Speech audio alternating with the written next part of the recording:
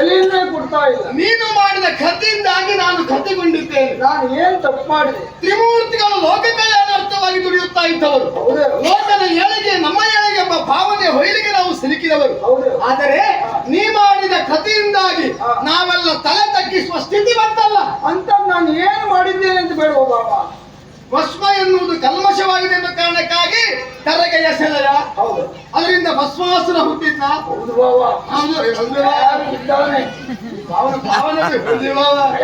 ಮಗ ಇನ್ನಂತ ಅಪಾಯಕಾರಿ ಭಾವ ಮತ್ತೊಬ್ಬ ಇಲ್ಲ.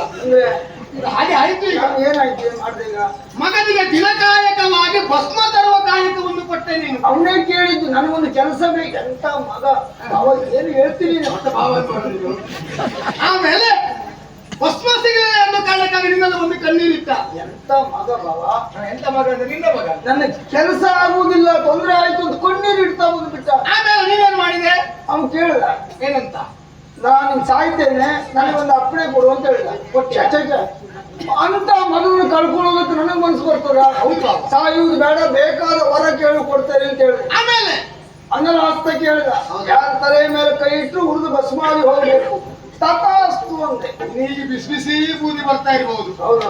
ಮೂರು ಹೊತ್ತು ಏನ್ ತೊಂದರೆ ಇಲ್ಲ. ಯಾರ ಈಗ ಚಳಿಯೇ ಇಲ್ಲ.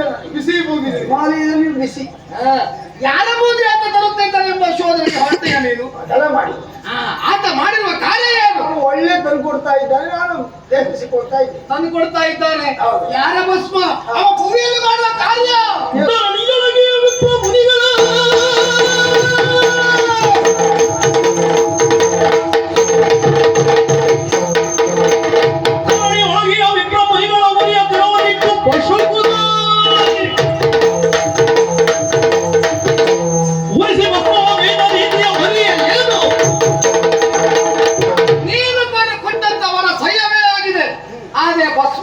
ಸದುಪಯೋಗ ಪಡಿಸಿಕೊಳ್ಳಿಲ್ಲ. ಧರಣಿಯಲ್ಲಿರುವ ವಿಪ್ರಶ್ರೇಷ್ಠರ ಶಿರದ ಮೇಲೆ ತನ್ನ ಉರಿ ಹಸ್ತವನ್ನು ಇಡುತ್ತಾ ಬಂದ. ಗೋವುಗಳಿಂದಾಗಿ ಲೆಕ್ಕಿಸಲಿಲ್ಲ, ಗರ್ಭಿಣಿ ಸ್ತ್ರೀಯರಿಂದಾಗಿ ಆಲೋಚನೆ ಮಾಡಲಿಲ್ಲ. ನನ್ನ ಮಗ ಹಾಗೆಲ್ಲ ಮಾಡುವುದೇ ಇಲ್ಲ. ಯಾರೋ ಸುಳ್ಳು ಹೇಳಿದ್ದಾರೆ ನನಗೆ. ಎಷ್ಟು ಒಳ್ಳೆಯವ ನಾನು ಕೊಡುವಾಗ ಹೇಳಿದ್ದೇನೆ, ಅದೆಲ್ಲ ಮಾಡಬೇಡ ನೀನು. ನೀ ಬಹಳ ಪಾಪದ ಭಾವನೆ. ಹೌದು. ಕೆಲವೆಲ್ಲ ನಂಬುತ್ತಿ ಅಂತ ನಂಬೇ ನಾವು ನಂಬುವುದೇ ವಿಶ್ವಾಸ ಫಲದಾಯಕ. ಈಗ ಅವ ಅವಿಶ್ವಾಸಕ್ಕೆ ಮತ್ತೆ ನಿನಗೆ ಹೇಳಿದವ್ರು ಯಾರು? ಯಾರ್ಯಾರು ಅಲ್ಲ. ಈ ಸತ್ತವ್ರು ಬಂದು ಹೇಳಲಿಕ್ಕೆ ಸಾಧ್ಯ ಇಲ್ಲ. ಅವ್ರು ಬಂದಿರ್ಕೊಂಡು ಇದ್ದವ್ರು ಯಾರು? ಇದ್ದವ್ರು ಮತ್ತೆ ಅವರೆಲ್ಲರ ಮೇಲೆ ಕೈ ಇಡುತ್ತಾ ಬರುತ್ತಾ ನೇರವಾಗಿ ದೇವರ ಪಾಪಗಳ ಪರಿಸ್ಥಿತಿ ನೋಡು. ಅವ ಯಾವತ್ತಲ್ಲ ಹೀಗಿದ್ದು ನೋಡಿದ್ದೀಯ? ಇಲ್ಲಿ ಸುಳ್ಳು ಹೇಳುವವನಲ್ಲ. ಹೌದಾ? ಅದು ನಾ ಸುಳ್ಳು ಅವನು ಹೇಳಿದಂತಾದ್ರೂ ಸತ್ಯ ಇರಬೇಕು ಅಂತ ಈಗ ನಾನು ಯೋಚಿಸ್ತಾ ಇದ್ದೇನೆ. ಭೂಲೋಕದಿಂದ ನೇರವಾಗಿ ದೇವಲೋಕಕ್ಕೆ ದಾಳಿ ಇಟ್ಟ. ದೇವಲೋಕ ದಾಳಿ ಬಿಟ್ಟು ಇವನು ಬಿಟ್ಟಿದ್ದಾರಲ್ಲ. ಯಾರು? ಅವ್ರು ಓಡಿದ್ರು. ಅವನ ಕಾಲು ಕಟ್ಟಿ ಉಂಟು. ಹಾಗಾಗಿ ಅವನು ಓಡಿದ. ಓಡಿದವ್ರನ್ನ ಬಿಡ್ತಾನೆ ಅಂತ ಆಯ್ತು. ಯಾಕೆ ತಪ್ಪಿಸ್ಕೊ ಬದುಕಬೇಕಲ್ವ? ಯಾವಾಗಲೂ ಯುದ್ಧಕ್ಕೆ ವಿಮುಖನಾದವನನ್ನ ಬೆನ್ನಟ್ಟ ಮಾಡುವ ಹೋರಾಟ ಮಾಡುವ ತತ್ವ ಉಂಟು ಅವನಲ್ಲಿ. ಓಡಿದ ಅದು ಬಿಟ್ಟು ಇವನು ಬೆನ್ನಟ್ಟುವುದಕ್ಕೆ ಒಂದು ದೊಡ್ಡ ವಿಷಯ. ಅವನ ಕಥೆ ಆಯ್ತಲ್ಲ, ನಾಳೆ ಮಾಡುವುದು ಯಾರು ಕೇಳು.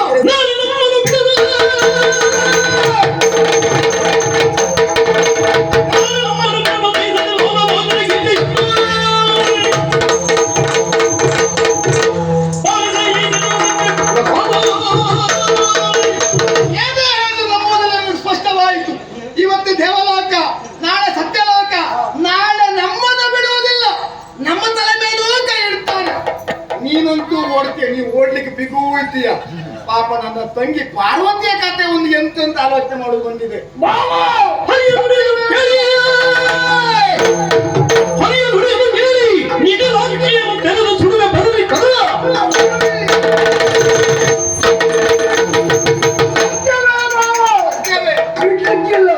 ಬಂದೇ ಬರ್ತಾರೆ. ಮೂರನೇ ಕಣ್ಣನ್ನು ಅವರ ಸೂಟು ಬಿಡ್ತಾನೆ. ನೋಡ್ಕೊಂಡೆ ಶಾಂತತೆ ನನ್ನ ಗುಣದಲ್ಲಿ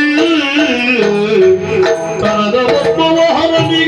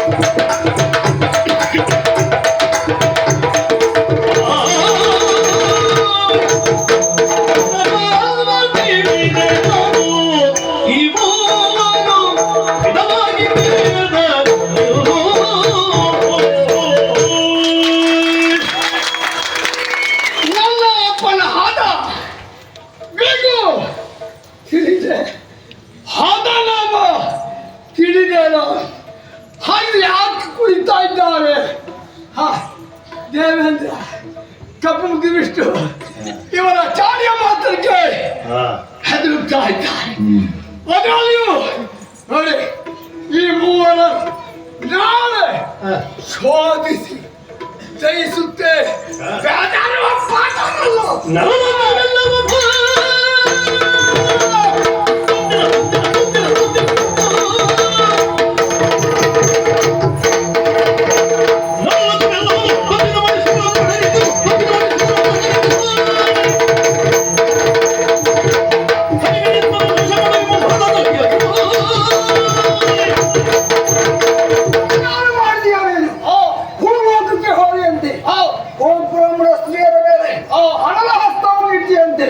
ದೇವಲೋಕಕ್ಕೆ ಹೋದಂತೆ ಸುರಕರನ್ನ ಬದಲಿಸಿದಂತೆ